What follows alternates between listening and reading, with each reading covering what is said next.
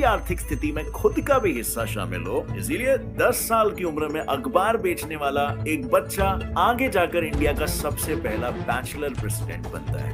Well, yes, परिचय देना जरूरी है क्या? हम सभी जानते हैं, मैं बात कर रहा हूँ दुनिया के महान scientist doctor APJ Abdul Kalam जी को। वो फाइटर पायलट बनने जैसा बड़ा गोल हासिल करेंगे, क्योंकि उनका ये कहना था कि small aim is a crime, have a great M.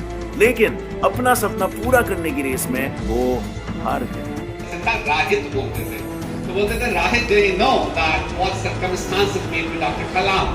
इसका मतलब ये कि आज जिस कलाम के साथ आप काम कर रहे हो, क्या आप उसके बारे में कुछ जानते हो? तो मैंने कहा, आपके बारे में कौन नहीं जानता, आपकी बायोग्राफीज नेट पे अवेलेबल हैं, आपके बारे में सब लोग बहुत कुछ जानते हैं। तो कहने लगे, नहीं, कुछ ऐसी चीज मैं बताता हूँ जो शायद सब लोग ना जानते हो, ये वही लोग जानते हैं जो मेरे साथ काम कर चुके होते हैं, मेरे साथ कभी बातचीत करी होती है। उस बातचीत का एक अंश मैं आपको बताता हूँ। बातचीत का अंश ये था कि डॉक्टर कलाम एक इस तरीके के मछुआरे के घर के बेटे थे कि जहां पर 2 वक्त की रोटियां नहीं मिलती थी। उनका बचपन ऐसा था। जिस स्कूल में, जिस विद्यालय में वो पढ़ते थे, 6ठी क्लास में वो थे, और उनके यहाँ पर इसी तरीके का एक कार्यक्रम हुआ। स्टेज के ऊपर कोई बोलने गया था उस जमाने में, और डॉक्टर कलाम 6ठी क्लास का बच्चा सिर्फ बैठा था। वो बताते हैं कि जब वो कुछ बोल रहा था तो मुझे कुछ समझ में नहीं आ रहा था, ये क्या बोल रहा है, क्या नहीं बोल रहा। और इतने में ऊपर से एक जहाज गया, बड़ी तेज स्पीड से एक जहाज गया, और मैं उसे देख रहा था। जो वक्ता बोल रहा था, उस वक्ता ने देखा कि मैं उसके तरफ को ध्यान देने के बजाय ऊपर से जाते हुए जहाज को देख रहा हूं। तो उसने मुझे खड़ा किया, कहा कि बेटा तुम खड़े हो। तो मैं खड़ा हो गया। तो उसने मुझसे पूछा, क्या देख रहे हो? बात तो मैं इधर कर रहा हूं। वो कहा कि मैं उसको देख रहा हूं। कहने लगे, क्या देखना है, क्या है वो? कहने लगे, पता नहीं, पर बहुत तेज से गया है, अच्छा लगा। तो वक्ता ने ऐसी लाइटली लिया कि 6ठी क्लास का बच्चा है, ग्रामीण क्षेत्र का बच्चा है, आदिवासी से भी बदतर जिंदगी जीने वाला एक बच्चा उधर का कुछ पूछ रहा है। तो उन्होंने कोई ध्यान कलाम की उस बात पर नहीं दिया और कहा कि जहाज है, बैठ जाओ, ध्यान से सुनो कि क्या है। जब वो वक्ता बोलकर चले गए तो कलाम के मन में एक जिज्ञासा हुई, और वो भागकर अपने शिक्षक के पास गए और कहे कि ये उड़कर जो गया था, ये क्या है? तो उसने बताया कि ये जो है जहाज है। इसने कहा, इससे क्या होता है?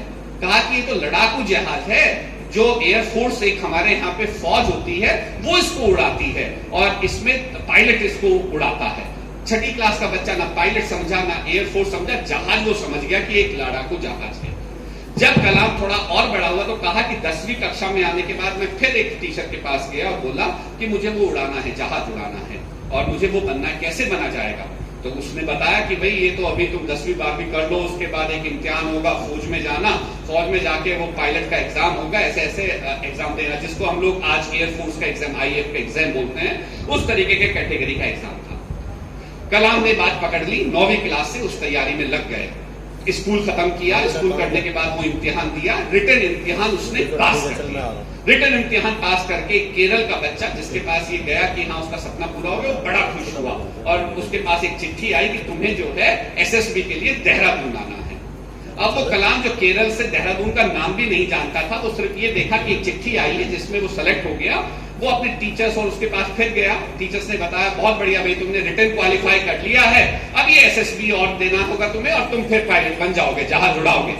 कलाम कहा कि पहले तो किसी ने बताया नहीं, 9वीं क्लास से तो मैं यही पढ़ता आ रहा था कि मुझे रिटन एग्जाम निकालना है, अब ये कहां से कुछ आया? कहा कि नहीं, ये इसका दूसरा स्टेप है, पहला स्टेप तुम पार कर लिए।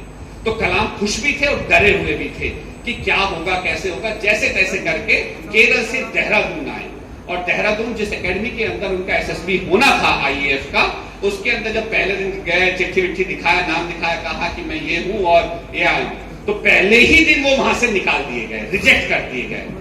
कलाम पे मानो इस तरीके का पहाड़ टूटा। वो कहने लगे, पहले तो मैं रोता ही रहा, ये नहीं समझ में आया कि क्या करूं। थोड़ा सा होश आते ही सोचा कि सुसाइड कर लेता हूं, मर के टंटा का बता। जिस सपने को इतना देखा, इतना जिया, और वो जब कामयाबी नहीं हो सकता तो क्या हुआ?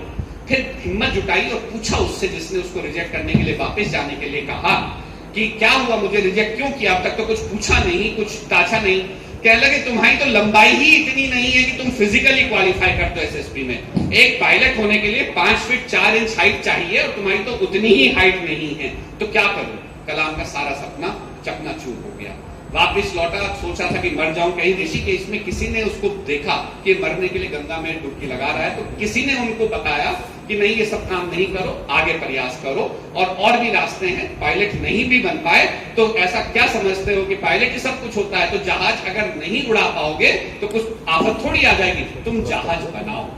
ये जहाज उड़ा नहीं पाओगे, जहाज बनाओ। वापस कलाम के सपने को जोड़ गया और सलाम उसके बाद सब हिस्ट्री है कि कलाम वहां से दोबारा से जगे, अन्नामलाई यूनिवर्सिटी में गए, एरोनॉटिकल इंजीनियर बने, मिसाइल मैन बने और उन्होंने अपना वो सपना फिर किया। और फिर बताए जब वो राष्ट्रपति बने तो उन्हें मौका मिला उसी सुखोई विमान में बैठने का जो उन्होंने बनाया था। इसे कहते हैं सपना, इसे कहते हैं उस सपने को पूरा करने का संकल्प लेना। इस संकल्प के तरह बच्चों आपको अपने उस सपने को, जो भी आपने देखा है, आपने देखा है यूपीएससी निकालेंगे, आईएएस निकालेंगे, पीसीएस निकालेंगे, लेखपाल निकालेंगे, सिपाही निकालेंगे, दरोगा निकालेंगे, बैंकिंग निकालेंगे, एसएससी में, there is a lot much late. सिर्फ आपको एक संकल्प ये करना है, जो भी आपको निकालना है, जिस काबिल आप बनना है, उसके लिए आपको बिल्कुल डेडिकेटेडली होकर काम करना है। टाइम वेस्टर्स की अब आपके जीवन में 2-3 साल जगह नहीं होनी चाहिए। टाइम वेस्टर्स हैं समाचार सुनना, टाइम वेस्टर्स है मूवीज देखना, टाइम वेस्टर्स है व्हाट्सएप यूनिवर्सिटी से ज्ञान अर्जित करना, टाइम वेस्टर्स है फेसबुक पे समय बिताना। इन सब के लिए अब मथुरावासी या खासकर कंपटीशन मथुरा एस्पिरेंट्स के लिए कोई जगह नहीं होनी चाहिए जब तक कि आप लोग अपने उस कंफर्ट प्रयास में ना हो। और मुझे पूरी उम्मीद है कि आपके टीचर्स उसके लिए सहयोग करेंगे। और जिस वर्ग से मैं आया हूं ई विद्या को रिप्रेजेंट करने के लिए, मेरी पुस्तकें भी बहुत अच्छी हैं जो कि आपको उस कंपटीशन तक जाने का एक साधन या एक टूल जरूर बनेगी। तो आप लोगों के लिए बहुत बहुत शुभकामनाएं। Wish you all the very best, achieve your dreams. Thank you. से पता चलता है कि वो सिर्फ मिसाइल मैन ही नहीं बल्कि पीपल्स प्रेसिडेंट कलाम चाचा और इन जैसे कई रूपों में इंडियंस के दिल में बसे थे। अब भाई लोग आपकी बारी है।